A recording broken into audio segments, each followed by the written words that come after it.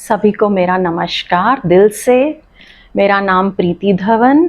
आइए मेरे साथ भगवत गीता जी का पठन और श्रवण करते हैं।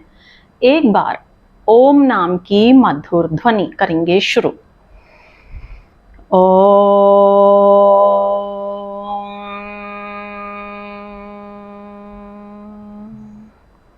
ओम सहनावतु सहनौ भुनक्तु सह वीर्यं करवावहै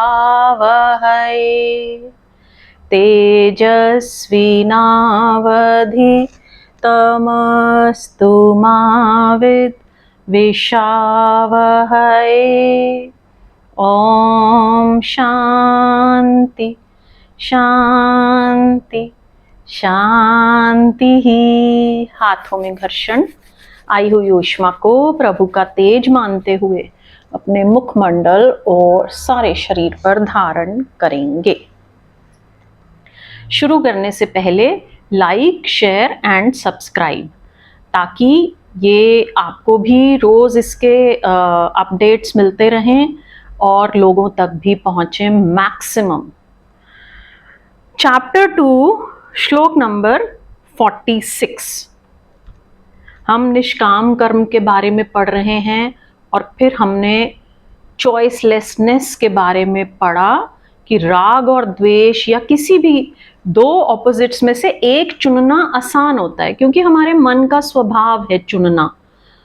लेकिन भगवत गीता जी हमें क्या सिखाती हैं कि चॉइसलेसनेस हो जाना, दो द्वंद्वों के बीच ना चुनना, निर्द्वंद्व हो जाना। 46।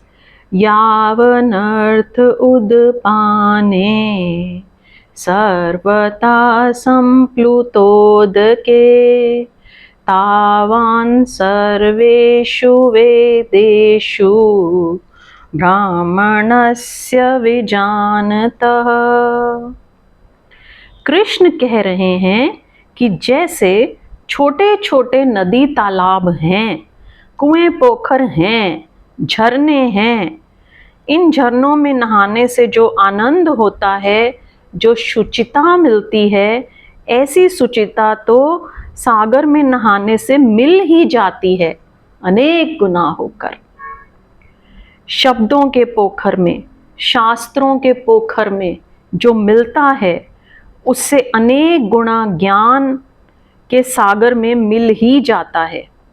वेद में जो मिलेगा, संहिता में, शास्त्र में, शब्द में, वो ज्ञानी को ज्ञान में तो अनंत गुना होकर मिल ही जाता है। इसमें दो बातें ध्यान में रखने जैसी हैं। एक तो यह है कि जो सीमा में मिलता है वो असीम में मिल ही जाता है, इसलिए असीम के लिए सीमित को छोड़ने में भय की कोई भी आवश्यकता नहीं है। अगर ज्ञान के लिए वेद को छोड़ना हो तो कोई चिंता की बात नहीं है। सत्य के लिए शब्द को छोड़ना हो तो कोई चिंता की बात नहीं है। ये पहली बात, क्योंकि जो मिलता है यहाँ, उससे अनंत गुना वहाँ मिल ही जाता है। दूसरी बात, सागर में जो मिलता है, ज्ञान में जो मिलता है, असीम में जो मिलता है, उस असीम में मिलने वाले को सीमित के लिए छोड़ना बहुत खतरनाक है। अपने घर के कुएं के लिए सागर को छोड़ना बहुत खतरनाक है। माना कि घर का कुआं है, अपना है, बचपन से जाना है, परिचित है, फिर भी कुआं है। घरों में कुएं से ज्यादा सागर हो भी नहीं सकते। सागरों तक जाना हो तो घरों को छोड़ना पड़ता है। घरों में कुएं ही हो सकते हैं। हम सबके अपने अपने घर हैं, अपने अपने वेद हैं, अपने अपने शास्त्र हैं, अपने अपने धर्म हैं, अपने अपने संप्रदाय हैं, अपने अपने मोहग्रस्त शब्द हैं। हम सबके अपने अपने, कोई मुसलमान है, कोई हिंदू है, कोई ईसाई है, सबके अपने वेद हैं। कोई इस मूर्ति का पूजक, कोई उस मूर्ति का पूजक, कोई इस मंत्र का भक्त, कोई उस मंत्र का भक्त है। सबके अपने अपने कुएं हैं। कृष्ण यहाँ कह रहे हैं इनके लिए सागर को छोड़ना खतरनाक है। हाँ, इससे उल्टा वाइस वर्सा हो सकता है। सागर के लिए इनको छोड़ने में कोई भी हर्ज नहीं है, क्योंकि जो इनमें मिलेगा वह अनंत गुना होकर सागर में मिल ही जाता है। इसलिए वो व्यक्ति अभागा है जो अपने घर के कुएं के लिए बाइबल, कुरान, वेद,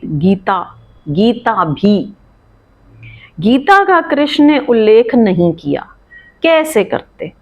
क्योंकि जो वे कह रहे थे वही गीता बनने वाला था। गीता तब तक थी नहीं। जो इनमें मिला है इससे अनंत गुना होकर ज्ञान में मिल ही जाता है। ज्ञान मीन्स अनुभव, एक्सपीरियंस, ज्ञान योग, सांख्य योग। इसलिए जो इनके कारण ज्ञान के लिए रुकावट बनाए, इनके पक्ष में ज्ञान को छोड़े, वो अभागा है। लेकिन जो ज्ञान के लिए इन सब को छोड़ दे वो सौभाग्यशाली है, क्योंकि जो इनमें मिलेगा वो ज्ञान में मिल ही जाने वाला है। लेकिन क्या मतलब है? ज्ञान का और वेद का, ज्ञान का और शास्त्र का क्या फासला है? भेद क्या है? गहरा फासला है। जो जानते हैं उन्हें बहुत स्पष्ट दिखाई पड़ता है।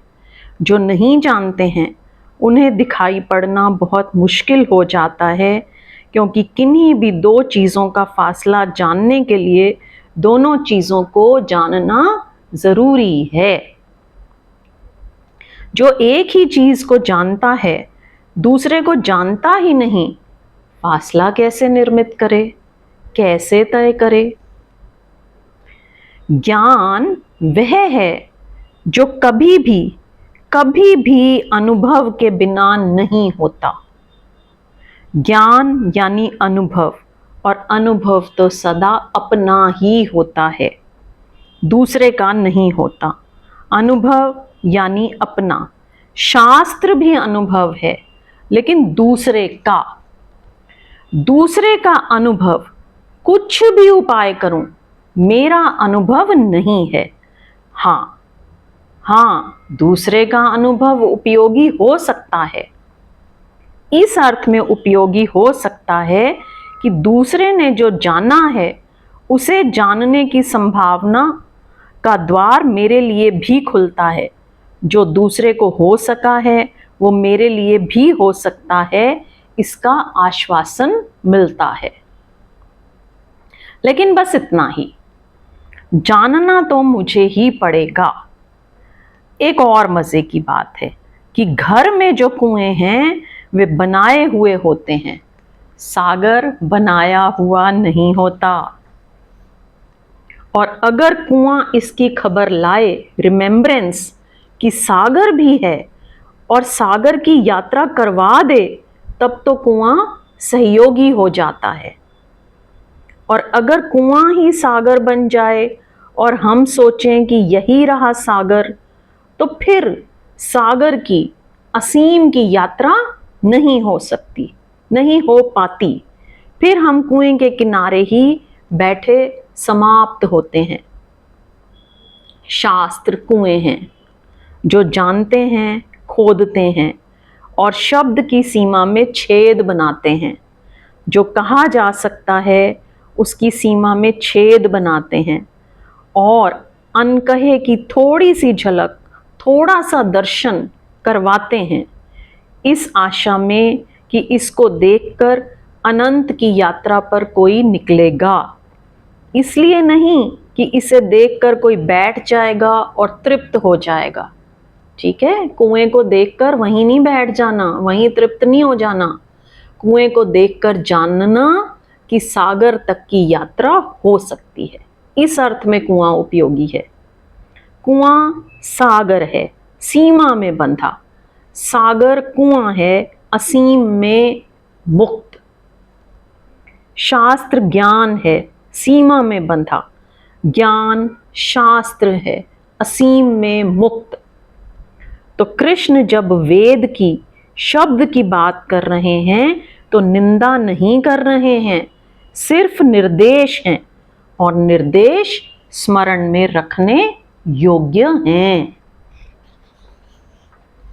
नेक्स्ट 47 श्लोक, बड़ा ही फेमस श्लोक है जो आई थिंक सबने सुना होगा। कर्मण्येवाधिकारस्ते मा फलेषु कदाचन मा कर्म फल हेतुर्भू मा ते संगोत्स्व कर्मणि। ये कर्म योग का ना एसेंस है, ये वाला जो श्लोक है, इसमें पूरा कर्म योग क्या है ये बताया है। कर्म योग का आधार सूत्र क्या है कि अधिकार है कर्म में, फल में नहीं। करने की स्वतंत्रता है, पाने की नहीं, क्योंकि करना एक व्यक्ति से निकलता है और फल समष्टि से निकलता है। मैं जो करता हूं वह मुझसे बहता है, लेकिन जो होता है उसमें समस्त का हाथ है। इसलिए कृष्ण कहते हैं करने का अधिकार है तुम्हारा, फल की आकांक्षा अनधिकृत है। लेकिन हम उल्टे चलते हैं, फल की आकांक्षा पहले और कर्म पीछे। हम बैलगाड़ी को आगे और बैलों को पीछे बांधते हैं। कृष्ण कह रहे हैं कर्म पहले, फल पीछे आता है, लाया नहीं जाता। लाने की कोई सामर्थ्य मनुष्य की नहीं है, करने की सामर्थ्य मनुष्य की है। क्यों? ऐसा क्यों है? क्योंकि मैं अकेला नहीं हूं, विराट है। मैं सोचता हूं, देखिए कितना बढ़िया एग्जाम्पल है। इस श्लोक को अगर आप ध्यान से समझ लेंगे तो आपको पूरा कर्मयोग समझ में आ जाएगा। मैं सोचता हूं कि कल सुबह उठूंगा, आपसे मिलूंगा, लेकिन कल सुबह सूरज भी उगेगा, कल सुबह भी होगी। जरूरी नहीं है कि कल सुबह हो ही। मेरे हाथ में नहीं है कि कल सूरज उगे ही। एक दिन तो ऐसा जरूर आएगा कि सूरज डूबेगा और उगेगा नहीं। वो दिन कल भी हो सकता है। लेकिन छोड़ें, सूरज 4000 साल बाद डूबेगा और नहीं उगेगा। हमारा क्या पक्का भरोसा है कि कल सुबह हम ही उगेंगे? कल सुबह होगी पर हम होंगे? जरूरी नहीं है। और कल सुबह भी होगी, सूरज भी उगेगा, हम भी होंगे, लेकिन वचन को पूरा करने की आकांक्षा होगी? जरूरी नहीं है। एक छोटी सी कहानी कहूं। सुना है मैंने कि चीन में एक सम्राट ने अपने मुख्य वजीर को, बड़े वजीर को फांसी की सजा दे दी। कुछ नाराजगी थी, लेकिन नियम था उस राज्य का कि फांसी के एक दिन पहले स्वयं सम्राट फांसी पर लटकने वाले कैदी से मिले और उसकी कोई आखिरी आकांक्षा हो तो पूरी कर दे। सम्राट पहुंचा, कल सुबह फांसी होगी। आज संध्या और अपने वजीर से पूछा कि क्या तुम्हारी इच्छा है, पूरी करूं, क्योंकि कल तुम्हारा अंतिम दिन है। वजीर एकदम दरवाजे के बाहर की तरफ देखकर रोने लगा। सम्राट ने कहा, तुम और रोते हो? कभी मैं कल्पना भी नहीं कर सकता, तुम्हारी आंखें और आंसुओं से भरी। बहुत बहादुर आदमी था। नाराज सम्राट कितना ही हो, उसकी बहादुरी पर कभी शक न था। तुम और रोते हो, क्या मौत से डरते हो? उस वजीर ने कहा, मौत? मौत से नहीं रोता, रोता किसी और बात से हूं। सम्राट ने कहा, बोलो, मैं पूरा कर दूं। वजीर ने कहा, नहीं, वह पूरा नहीं हो सकेगा, इसलिए जाने दें। सम्राट जिद पर अड़ गया कि क्यों नहीं हो सकेगा, आखिरी इच्छा मुझे पूरी करनी ही है। तो उस वजीर ने कहा कि नहीं मानते तो सुन लें कि आप जिस घोड़े पर बैठकर आए हैं उसे देखकर रोता हूं। सम्राट ने कहा, पागल हो गए, उस घोड़े को देखकर रोने जैसा क्या है? वजीर ने कहा, मैंने एक कला सीखी थी, 30 वर्ष लगाए उस कला को सीखने में। वो कला थी कि घोड़ों को आकाश में उड़ना सिखाया जा सकता है, लेकिन एक विशेष जाति के घोड़े को। उसे खोजता रहा, वो नहीं मिला, और कल सुबह मैं मर रहा हूं। जो सामने घोड़ा खड़ा है वो उसी जाति का है जिस पर आप सवार होकर आए हैं। सम्राट के मन में लोभ पकड़ा। आकाश में घोड़ा उड़ सके तो उस सम्राट की कीर्ति का कोई अंत ना रहे पृथ्वी पर। उसने कहा, फिक्र छोड़ो मौत की, कितने दिन लगेंगे कि घोड़ा आकाश में उड़ना सीख सके? कितना समय लगेगा? उस वजीर ने कहा, 1 वर्ष। सम्राट ने कहा, बहुत ज्यादा समय नहीं है, अगर घोड़ा उड़ सका तो ठीक, अन्यथा मौत 1 साल बाद।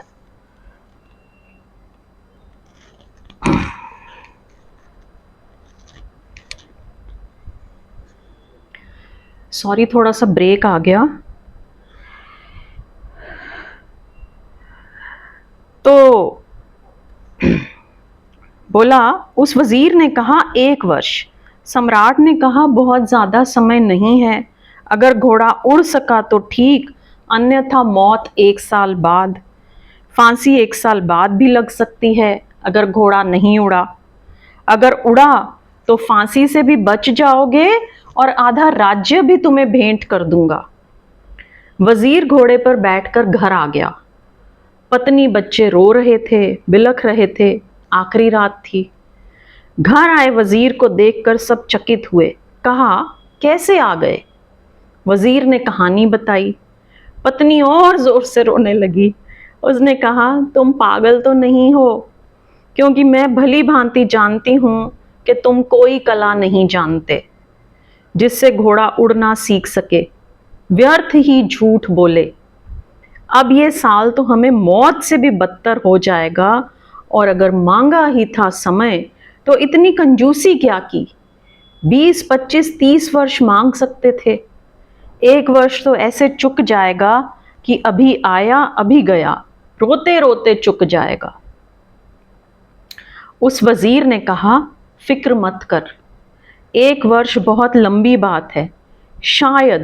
शायद बुद्धिमानी के बुनियादी सूत्र का उसे पता था, और ऐसा ही हुआ।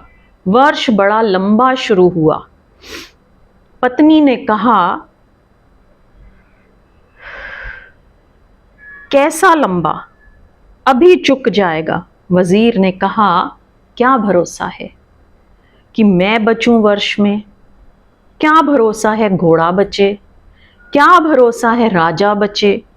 बहुत सी कंडीशंस पूरी हों तब वर्ष पूरा होगा। और ऐसा हुआ कि ना वजीर बचा, ना घोड़ा बचा, ना राजा बचा। वो वर्ष के पहले तीनों ही मर गए। कल की कोई भी अपेक्षा नहीं की जा सकती। फल सदा कल है, फल सदा भविष्य में है, कर्म सदा अभी है यहीं। कर्म किया जा सकता है, कर्म वर्तमान है, कर्म वर्तमान है, फल भविष्य। भविष्य में क्या होगा कुछ भी तय नहीं है। हम अपनी ओर से कर लें, इतना काफी है। हम मांगे ना, हम अपेक्षा ना रखें, हम फल की प्रतीक्षा ना करें, हम कर्म करें और फल प्रभु पर छोड़ दें। यही बुद्धिमानी का गहरे से गहरा सूत्र है। इस संबंध में यह बहुत मजेदार बात है कि जो लोग जितनी ज्यादा फल की आकांक्षा करते हैं उतना ही कम कर्म करते हैं।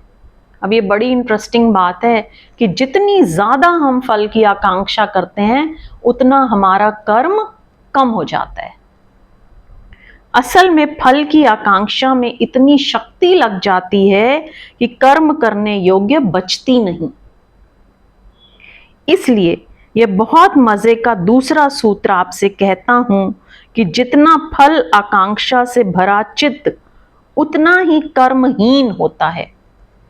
कभी एग्जाम्पल बता रही हूं, कभी आपने सोचा है कि जो क्रिकेटर बहुत बार 100 रन्स बना लेता है वो कई बार 99 पे आउट हो जाता है। एक रन मतलब 99 बना लिए तो एक रन में ऐसा क्या हो गया कि नहीं बना पाए? क्योंकि फल की आकांक्षा बीच में आ गई।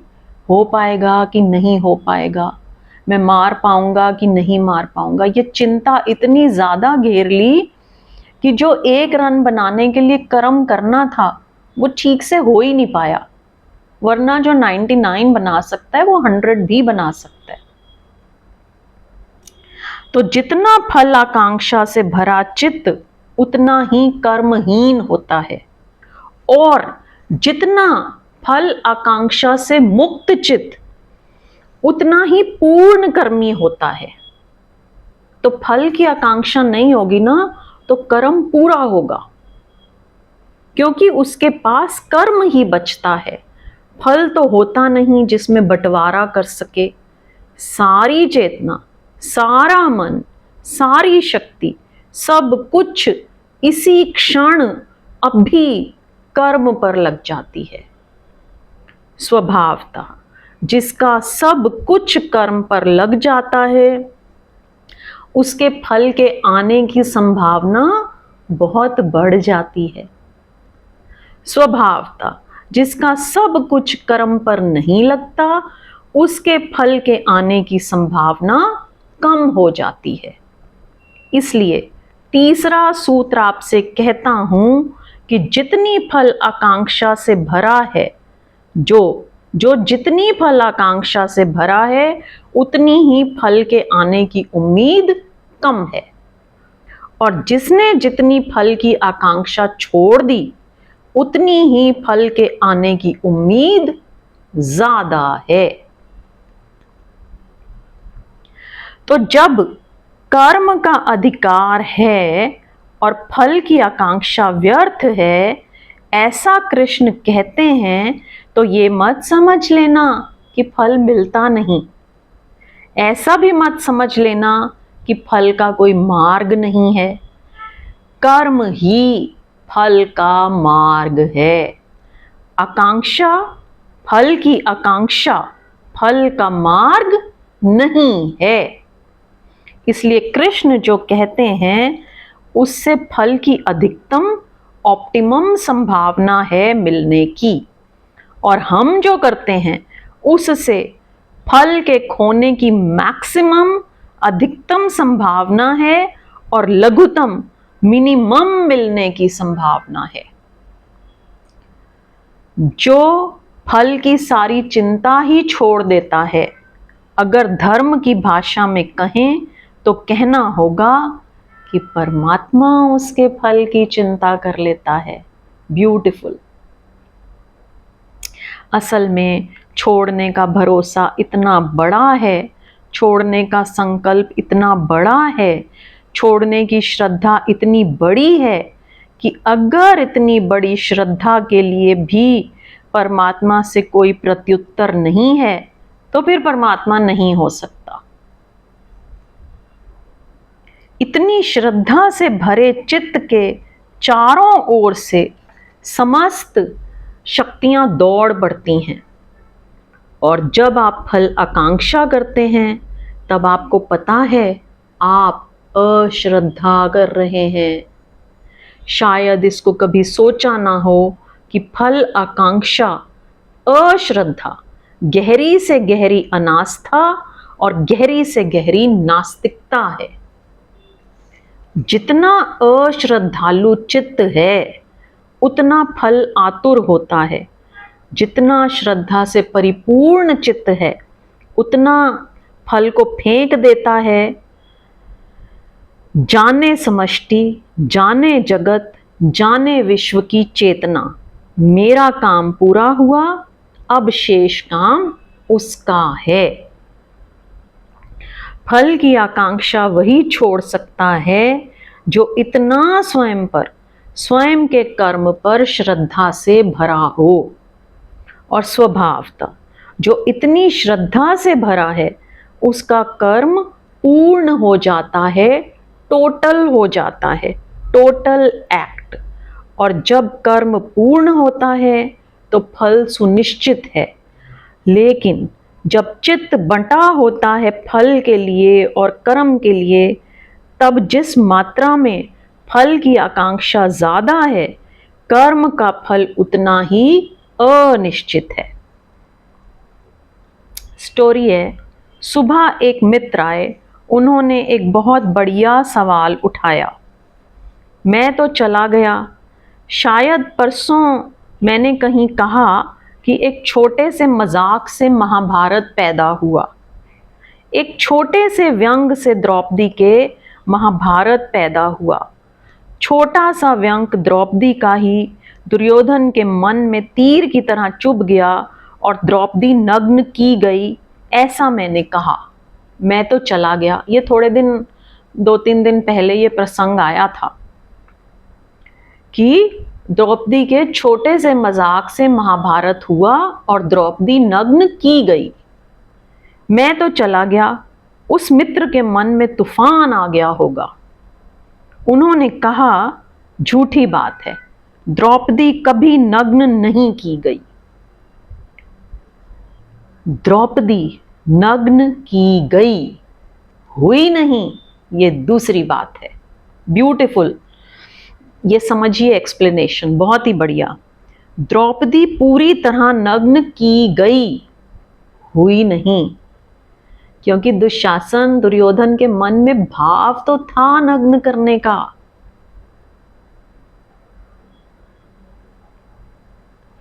करने वालों ने कोई कोर कसर ना छोड़ी थी। करने वालों ने सारी ताकत लगा दी थी, लेकिन फल आया नहीं। किए हुए के अनुकूल नहीं आया फल, ये दूसरी बात है। असल में जो द्रौपदी को नग्न करना चाहते थे, उन्होंने क्या रख छोड़ा था? उनकी तरफ से कोई कोर कसर ना थी। लेकिन हम सभी कर्म करने वालों को अज्ञात भी बीच में उतर आता है, इसका कभी कोई पता नहीं है। वह जो कृष्ण की कथा है वो अज्ञात के उतरने की कथा है। अज्ञात के भी हाथ हैं जो हमें दिखाई नहीं देते। समष्टि के हाथ हैं हमारे फल आने में और ना आने में। हम सिर्फ कर्म कर सकते हैं। हम ही नहीं हैं इस पृथ्वी पर। मैं अकेला नहीं हूं। मेरी अकेली आकांक्षा नहीं है, अनंत आकांक्षाएं हैं और अनंत की भी आकांक्षा है, अनंत की भी आकांक्षा है। और उन सब के गणित पर अंततः तय होगा कि क्या हुआ। अकेला दुर्योधन ही नहीं है नग्न करने में, द्रौपदी भी तो है जो नग्न की जा रही है।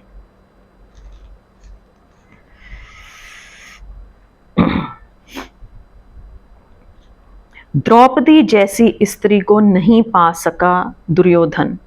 उसके व्यंग तीखे पड़ गए उसके मन में। बड़ा हारा हुआ है। हारे हुए व्यक्ति जैसे कि क्रोध में आई हुई बिल्लियां खंबे नोचने लगती हैं, वैसा करने लगते हैं। और स्त्री के सामने जब भी पुरुष हारता है, और इससे बड़ी हार पुरुष को कभी नहीं होती। पुरुष पुरुष से लड़ ले, हार जीत होती है, लेकिन पुरुष जब स्त्री से हारता है किसी भी क्षण में, तो इससे बड़ी कोई हार नहीं होती।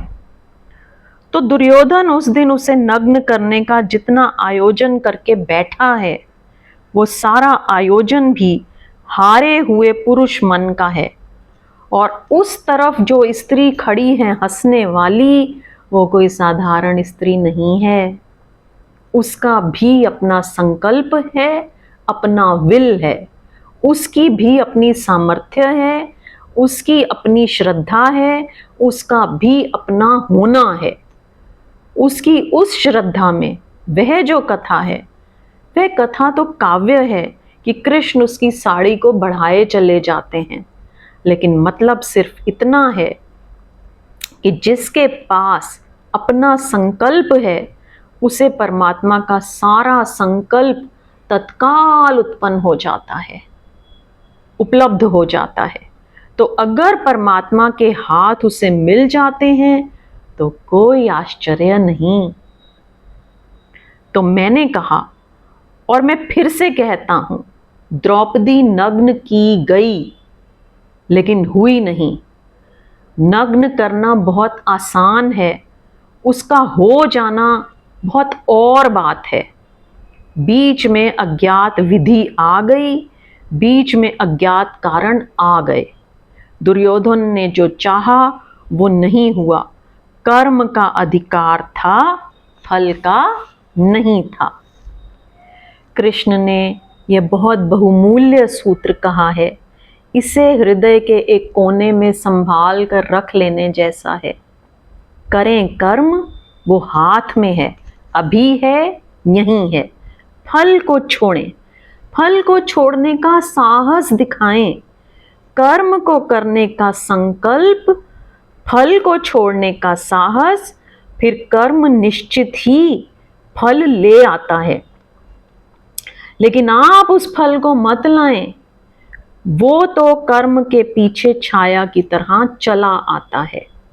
और जिसने छोड़ा भरोसे से, उसके छोड़ने में ही, उसके भरोसे में ही जगत की सारी ऊर्जा सहयोगी हो जाती है। जैसे ही हम मांग करते हैं कि ऐसा हो, वैसे ही हम जगत ऊर्जा के विपरीत खड़े हो जाते हैं और शत्रु हो जाते हैं। जैसे ही हम कहते हैं जो तेरी मर्जी, जो हमें करना था वो हमने कर लिया, अब तेरी मर्जी पूरी हो, हम जगत ऊर्जा के प्रति मैत्री से भर जाते हैं। और जगत और हमारे बीच, जीवन ऊर्जा और हमारे बीच, परमात्मा और हमारे बीच एक हार्मनी, एक संगीत फलित हो जाता है। जैसे ही हमने कहा कि नहीं, किया भी मैंने, जो चाहता हूं वह भी हो, वैसे ही हम जगत के विपरीत खड़े हो गए। और जगत के विपरीत खड़े होकर सिवाय निराशा के, असफलता के कभी कुछ भी हाथ नहीं लगता है। इसलिए कर्म योगी के लिए कर्म का अधिकार है, फल परमात्मा का प्रसाद है। इस लेक्चर को आप फिर से सुनिएगा ताकि आपको पक्का हो जाए। वैसे तो हर लेक्चर 2-3 बार सुना कीजिए ताकि पक्के होते जाएं, ठीक है, बिल्कुल अंदर तक चले जाएं। Like, share and subscribe. और हम योगा सेशंस भी लेते हैं। योगा सेशन ज्वाइन करने के लिए आपको मुझे कॉल करना होगा 9953244526। आज इतना ही, अगले सेशन में फिर से मिलते हैं। एक बार ओम की ध्वनि और शांति पाठ।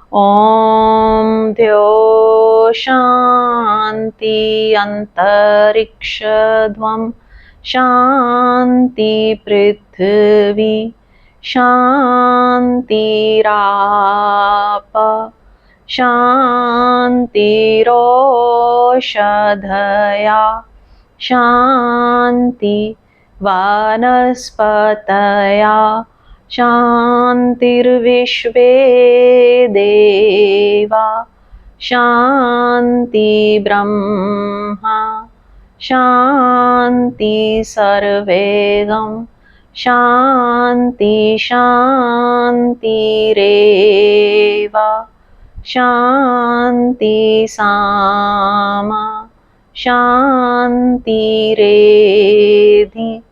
ओम शांति शांति शांति। हाथों में घर्षण, आई हुई ऊष्मा को प्रभु का प्रसाद मानते हुए अपने मुखमंडल और सारे शरीर पर धारण करेंगे। नेक्स्ट सेशन में फिर से मिलेंगे। सबका धन्यवाद, सबको नमस्कार। जय श्री कृष्णा।